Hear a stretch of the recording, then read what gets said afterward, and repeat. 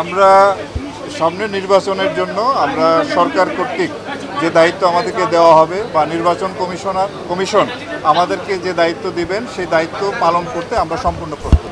মাননীয় ডিজি, আপনি কি মনে করেন যে র‍্যাব ঘুরে দাঁড়াতে পেরেছে, র‍্যাব এখন সেই পর্যায়ে? সেটা মূল্যায়নের দায়িত্ব আপনার এবং দেশবাসীর। আপনারা ৫ই আগস্টের পরে এই পর্যন্ত আপনারা দেখছেন যে র‍্যাব কীভাবে কাজ করতেছে। আমরা দেশে যে কোনো ধরনের বড় ধরনের যে ক্রাইম সংগঠিত হলে তাৎক্ষণিকভাবে আমরা সেখানে যাই এবং কাজ করি।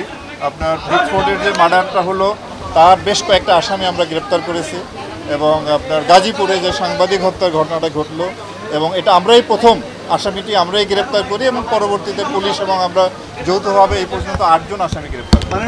আপনারা জানেন যে এই যে 8 টুকরা লাশ যেটা ফেলে রাখা হয়েছিল, একেবারে খুব ক্লুলেস একটা মার্ডার, সেটাও খুব স্বল্পতম সময়ের মধ্যে এই ঘটনা আমরা ডিটেক্ট করি এবং তার যে আসামি 3 জন আসামিকে আমরা গ্রেপ্তার করতে সক্ষম হই। কক্সবাজার এলাকায় মাদক বিরোধী ব্যাপক আমাদের অভিযান চলতেছে এবং বিপুল সংখ্যক আমরা আপনার ইয়াবা উদ্ধার করেছি, অস্ত্র উদ্ধার করেছি। আমরা মনে করি যে দেশের সার্বিক আইন শৃঙ্খলা নিয়ন্ত্রণে রাখার জন্য, ভালো রাখার জন্য এবং অপরাধ দমন করার জন্য আমরা এখন প্রস্তুত এবং এইভাবে কাজ করে যাচ্ছি। অনেকে বলছে নির্বাচনে সুষ্ঠু পরিবেশ নেই।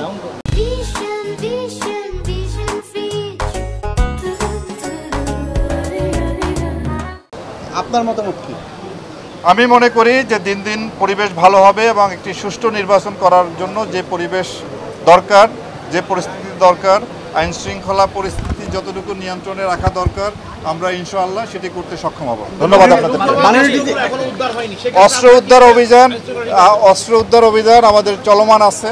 আমরা চেষ্টা করব আমাদের এই অভিযানটাকে আরও জোরদার করার জন্য, এবং নির্বাচনের পূর্বে আমাদের যে লুণ্ঠিত অস্ত্রের যে যতটুকু বাকি আছে সেটুকু উদ্ধারের জন্য আমরা সর্বাত্মক প্রচেষ্টা গ্রহণ করব। র‍্যাব প্রতিষ্ঠার পর থেকে অনেক কাজ করেছে ভালো মন্দ মিলিয়ে, কিন্তু র‍্যাবের বিরুদ্ধে অভিযোগের তিথি সবচেয়ে বেশি, এবং আপনি মাত্র র‍্যাবের দায়িত্ব এসেছেন, এবং বাইরে থেকে বারবার র‍্যাব বিলুপ্তির যে বিষয়টা উঠে এসছে, এখন দেশের ভেতর থেকেও পলিটিক্যাল পার্টি কয়েকটি তারা র‍্যাব বিলুপ্তির ইশতেহার ঘোষণা করছে। এই বিষয়টি জানতে চাই, আপনি কি মনে করেন? আচ্ছা, আমি আপনাদেরকে বলবো যে আমরা আসলে প্রতিনিয়ত, প্রতিদিন, প্রতিটা ঘন্টায় আমরা এই মুহূর্তে ব্যস্ত আছি কীভাবে আইন শৃঙ্খলা পরিস্থিতি নিয়ন্ত্রণে রাখব, কীভাবে অপরাধ দমন করব, কীভাবে যারা সাধারণ মানুষ তাদেরকে একটু স্বস্তিতে যারা তারা চলাফেরা করতে পারে, তারা যাতে ছিনতাইকারীর সম্মুখীন না হয়, তারা যেন চাঁদাবাজের সম্মুখীন না হয়, তারা যাতে দস্যুতার সম্মুখীন না হয়, কোনো অপহরণ না ঘটে, এই অপরাধগুলি নিয়ন্ত্রণে আনার জন্য, এই অপরাধীদের গ্রেপ্তার করার জন্যই আমরা সবচেয়ে বেশি এই নিয়ে চিন্তাভাবনা করি, এই নিয়ে কাজ করি। সুতরাং র‍্যাব বিলুপ্তির বিষয়ে, এটি বিলুপ্তি হবে কি হবে না কি হবে, এই নিয়ে আসলে এই মুহূর্তে আমরা কোনো চিন্তাভাবনা করতেছি না, এটা সরকার দেখবে।